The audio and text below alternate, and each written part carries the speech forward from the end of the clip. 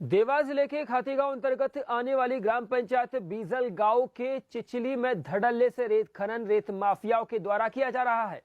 ऐसा नहीं कि इसकी किसी को जानकारी नहीं, जी हां, इसकी जानकारी तमाम प्रशासनिक अधिकारियों को होते हुए भी आज तक किसी प्रकार की कार्रवाई नहीं होना एक बड़ा सवाल है।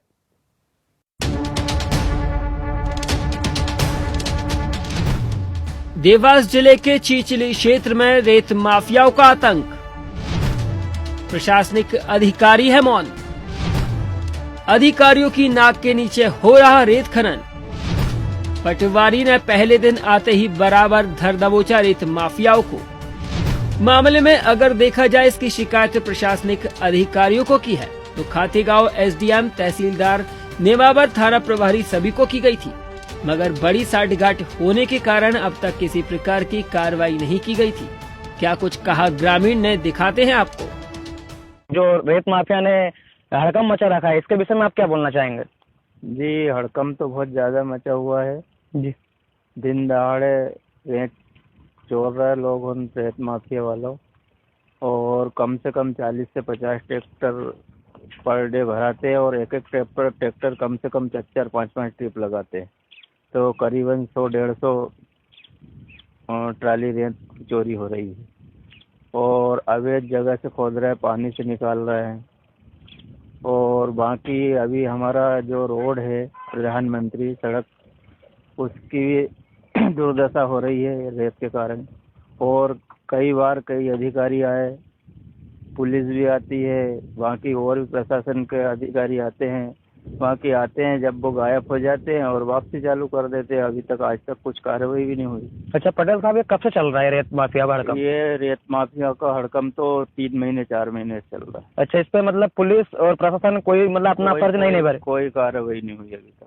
अच्छा, तो मतलब 40 से 50 ट्राली प्रतिदिन निकल जाती है यहाँ से? 40 से 50 ट्राली तो चल रही है और एक एक ट्रैक्टर कम से कम 4-5 ट्रिप डालते हैं। अच्छा, मतलब पुलिस प्रशासन का किसी प्रकार का ध्यान नहीं है? कोई ध्यान नहीं, उस पे कोई ध्यान नहीं।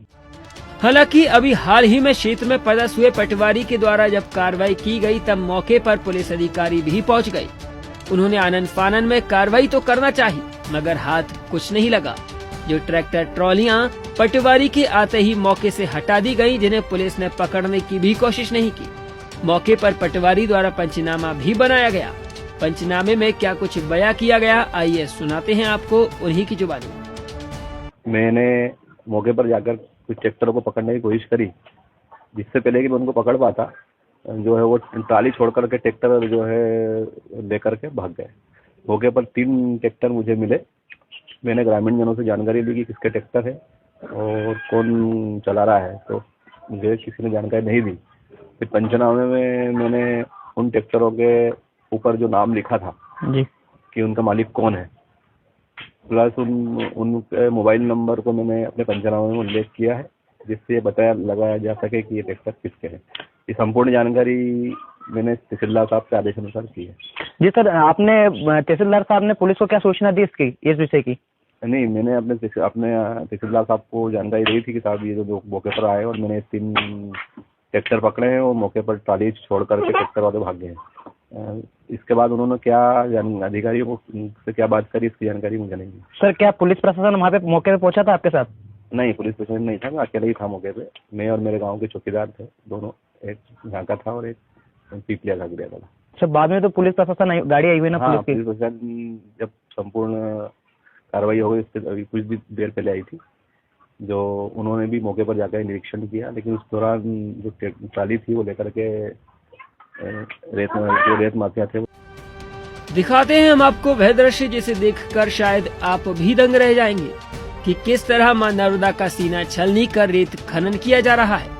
बताया जा रहा है यहाँ पर प्रतिदिन 100 से अधिक ट्रैक्टर ट्रॉलियों का आवागमन लगा रहता है, जिसके कारण सड़क भी पूरी खराब हो चुकी है, जिसका खामियाजा ग्रामीण जनों को भुगतना पड़ता है। बात करें अगर हम नेताओं की, तो नेता सिर्फ वहाँ पर फोटो खिंचवाने ही जाया करते हैं, वह भी सिर्फ नर्मदा जयंती या नवरात्र में चुनरी यात्रा जैसे कार्यक्रमों में ही दिखाई देते हैं। ग्रामीणों ने बताया कि जो नेता यहाँ पर फोटो खिंचवाने आते हैं, उन्हीं नेताओं की अधिकांश ट्रैक्टर ट्रॉली यहाँ पर चलते हैं। अब चाहे वह बीजेपी समर्थक हो या कांग्रेस समर्थक, जिससे भी अंदाजा लगाया जा सकता है कि दोनों पार्टियां या दोनों पार्टियों के नेता मां नर्मदा के नाम पर किस तरह अपनी रोटी सेकते होंगे। रेत खनन की बात करें तो जिले में रेत खनन कोई आम बात नहीं है। आवाजें उठती रही हैं, आवाजें दबती रही हैं। अब क्यों आवाजें उठी हैं और क्यों दबी है, यह तो शायद आप भी अंदाजा लगा सकते हैं इस बात का।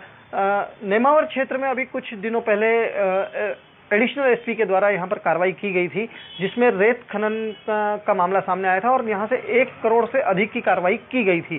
कार्रवाई के दौरान मशीनें जब्त होने का हवाला एडिशनल एसपी के द्वारा दिया गया था, मगर मशीनों के नाम पर सिर्फ डंपर ही जब्त किए गए थे। ऐसा ही मामला अभी ग्राम चिचली का आ रहा है। नेमावर क्षेत्र के अंतर्गत आने वाले ग्राम चिचली में अवैध रेत खनन ट्रैक्टर ट्रालियों के द्वारा किया जा रहा है, मगर ट्रैक्टर ट्रालियों की क्या कहें, यहाँ पर कोई कार्रवाई करना उचित नहीं समझता। एसडीएम से भी बात की गई, एसडीएम ने भी इस बात को कार्रवाई करते हैं कि कहकर अपनी बात को इतिश्री कर ली।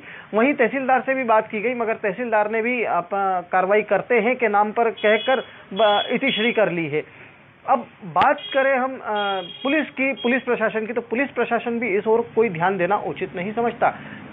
ऐसा माना जा रहा है, ग्रामीणों के हिसाब से ऐसा माना जा रहा है, सूत्र बता रहे हैं कि यहाँ पर छोटे अधिकारी से लेकर बड़े अधिकारी तक के महीने बंधे हुए हैं, जिसका खुलासा अब शायद जनता ही कर सकती है, या यूं कहें कि इसकी अगर पुख्ता जांच की जाए तो यहाँ पर बड़े खुलासे होने की संभावना है।